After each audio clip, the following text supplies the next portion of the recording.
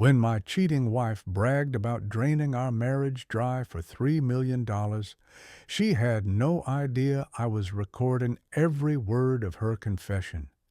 Amanda thought she had found the perfect mark in wealthy businessman Derek Foster, a man who promised her luxury cars, designer clothes, and enough money to make her forget 15 years of marriage to a blue-collar machine shop worker. What she did not realize was that her new boyfriend was already planning to dump her the moment he got his hands on my life insurance payout. The scheme was brilliant in its simplicity. Forge my signature on a policy, arrange a convenient accident, and split the money before disappearing to some tropical paradise. But there was one fatal flaw in their perfect plan. They underestimated the man they were trying to destroy. While Amanda and Derek were counting money they did not have yet, I was gathering evidence that would expose every detail of their conspiracy and turn their greed against them. If you have ever been betrayed by someone you trusted, stick around, because this story proves that sometimes the best revenge is simply letting criminals destroy themselves. And do not forget to subscribe and share your own stories about workplace betrayals or cheating partners in the comments below.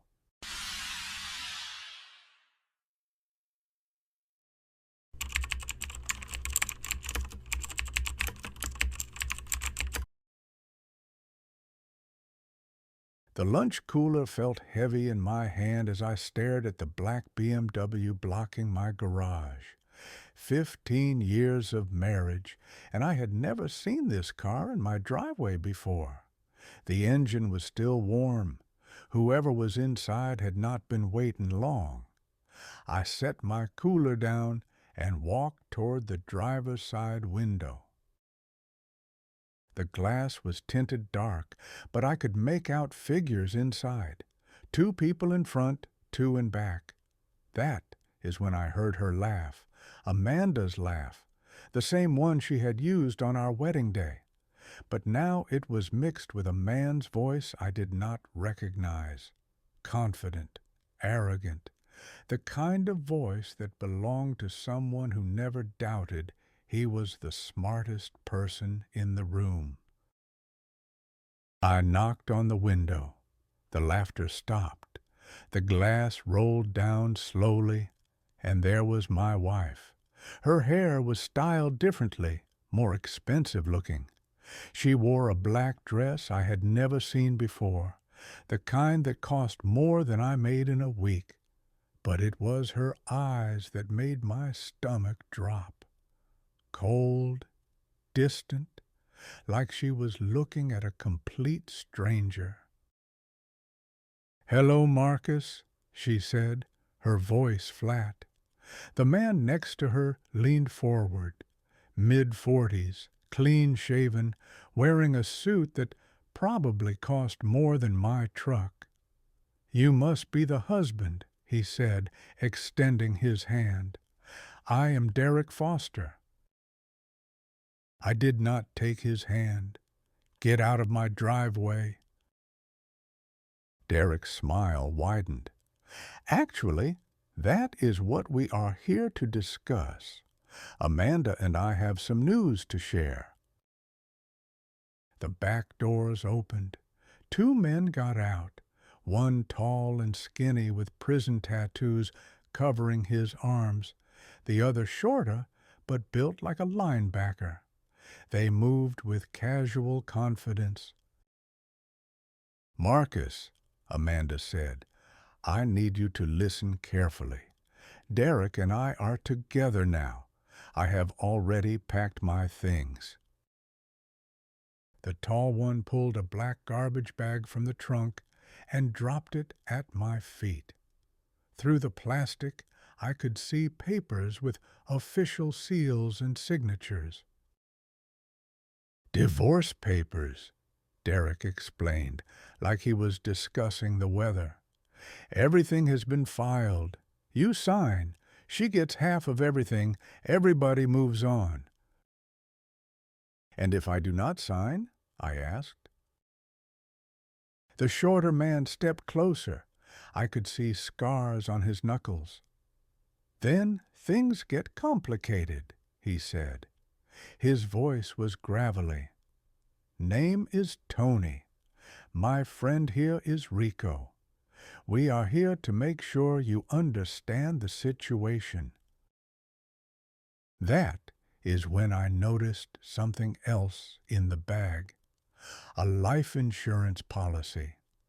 $3 million, with my forged signature already on it. Section 2. Building the Case. Detective Lisa Harper was waiting for me at Murphy's Diner when I arrived the next morning. She had already ordered coffee and was reading something on her phone. At 42, she still looked like the tough farm girl who had grown up 3 houses down from mine. 20 years in law enforcement had added lines around her eyes, but had not diminished her sharp instincts.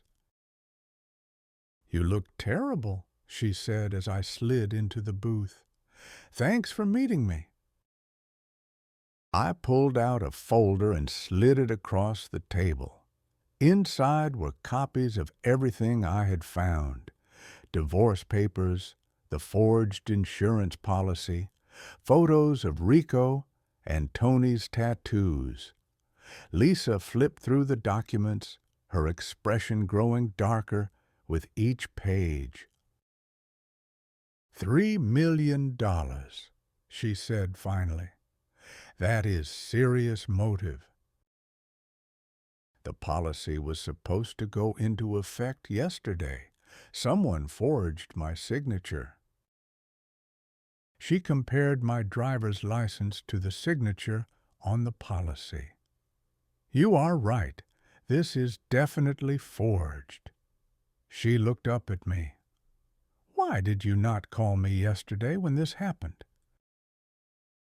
Because I wanted evidence first, and because I was not sure who I could trust.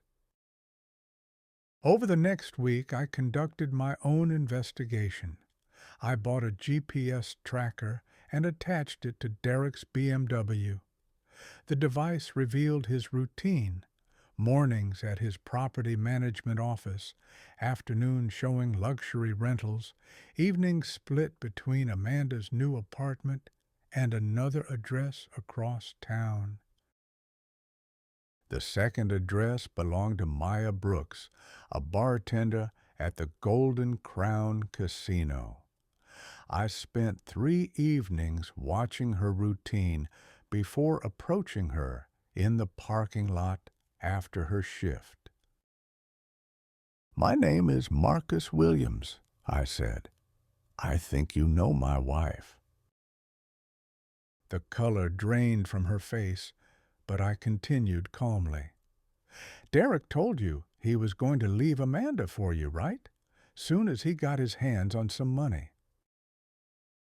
Her silence confirmed my suspicion.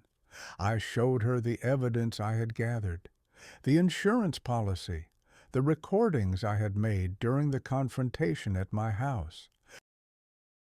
The money he is after comes from my life insurance, I explained. $3 million that he only gets if I am gone. Maya stared at the documents. You want me to spy on him? I want you to protect yourself. Once he gets that money, what do you think happens to the woman who knows about his involvement in fraud? She agreed to record their conversations. Within days, I had audio evidence of Derek confessing to the entire scheme, including his plan to abandon both women once the money was secured. Section 3. The Exposure.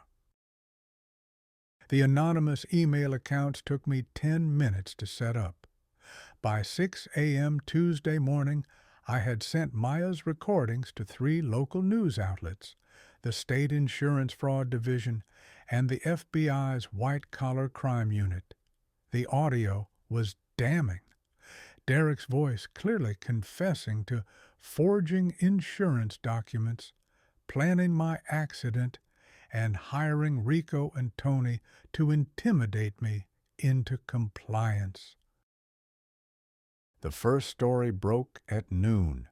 Channel 7 led with local businessman accused of insurance fraud plot.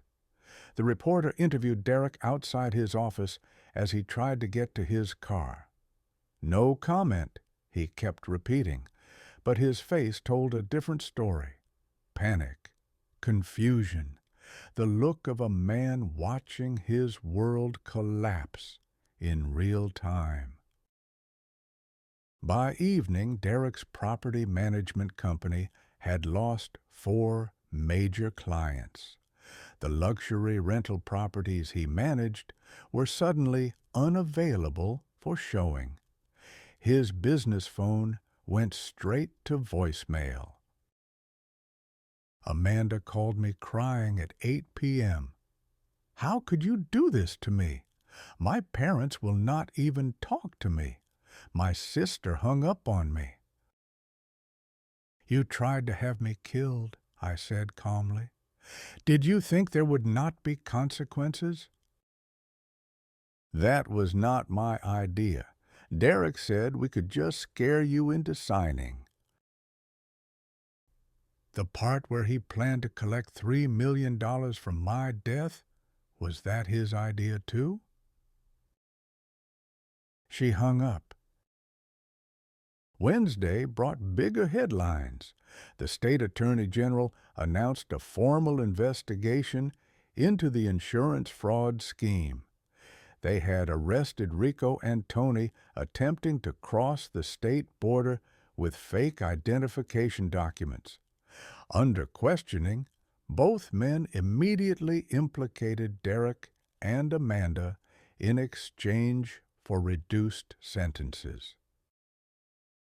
Derek's lawyer held a press conference claiming his client was innocent, but by Thursday morning, bank records had been subpoenaed. The investigation revealed Derek had been embezzling from client accounts for months. His offshore banking activities raised additional federal charges. Amanda's world crumbled just as quickly. Her real estate license was suspended pending investigation. Her parents released a public statement distancing themselves from her actions. The apartment she had rented with money stolen from our joint account was seized as evidence. Friday evening, I watched the news from my living room. Derek and Amanda had been arrested separately. Neither could make bail. Their mugshots filled the screen as the anchor described charges ranging from conspiracy to commit murder to wire fraud. Maya Brooks was interviewed under witness protection. "He promised me everything," she told the camera, but he was lying to everyone, including himself. The reporter concluded with footage of Derek's house being searched by federal agents, moving trucks, removing evidence, computers, financial records, everything that represented his wealth and status being carried away in cardboard boxes. Section 4. Justice Served. The trial lasted 6 weeks. Derek's defense team tried everything. They claimed the recordings were fabricated, that Maya had been coached, that the whole thing was an elaborate setup by a jealous husband. But the evidence was overwhelming. Bank records showed Derek had been stealing from client accounts to fund his lifestyle. Phone records confirmed he had contacted Rico and Tony within hours of meeting Amanda. Most damaging of all, handwriting experts confirmed that my signature on the insurance policy was forged. Amanda's lawyer tried a different strategy. She was the victim, manipulated by a smooth-talking con man who had promised her a better life. The jury was not convinced. Text messages between Derek and Amanda showed she had been actively involved in planning every detail, from timing my supposed accident to deciding how to split the money. Rico and Tony testified in exchange for reduced sentences. They described in detail how Derek had hired them to intimidate me into signing documents. When that failed, Derek had instructed them to make my death look accidental. Their testimony was corroborated by the syringe they had planned to use, which contained enough fentanyl to stop an elephant's heart. The verdicts came down on a Friday afternoon. Derek received 25 years for conspiracy to commit murder, insurance fraud, and embezzlement. Amanda got 15 years for conspiracy and fraud. Rico and Tony each received 10 years for their roles in the scheme. But the criminal convictions were just the beginning. Civil asset forfeiture laws allowed the government to seize everything Derek owned. His house, cars, boat, business assets, even his offshore accounts were frozen and eventually liquidated. Amanda lost her apartment, her car, and what little savings she had to legal fees. The insurance company sued both of them for attempted fraud. I sued Derek's company for the money he had embezzled from other clients. Between criminal restitution and civil judgments, they would be paying debts for the rest of their lives. 6 months after the trial, I received a settlement check for $200,000. Not $3 million, but enough to start over properly. I used the money to buy a small machine shop in another state. Clean books, honest work, no complications. Maya Brooks moved to Portland and opened a small cafe. She sent me a postcard showing she was doing well. Detective Lisa Harper was promoted to state-level investigations. She deserved the recognition. Derek and Amanda were serving their sentences in separate facilities. Neither had spoken to the other since their arrest. 15 years of marriage destroyed by greed and 30 days of poor decision-making. Sometimes the most powerful revenge is simply letting the truth speak for itself. Marcus Williams never had to throw a punch or break a law to destroy the people who betrayed him. He just had to be patient, gather evidence, and let their own greed become their downfall. In a world where we often feel powerless against those who seem to have more money, more connections, or more ruthless determination, this story reminds us that intelligence and persistence can level any playing field.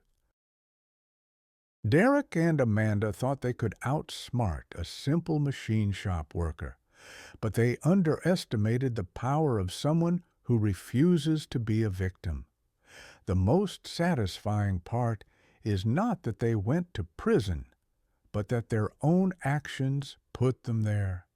Every lie they told, every document they forged, every threat they made became evidence against them. They handed Marcus the tools for their own destruction and then wondered why everything fell apart. The lesson here is simple. When someone shows you who they really are, Believe them the first time, and when they try to destroy you, make sure you are recording every word. Trust is fragile, but justice, when properly served, is permanent.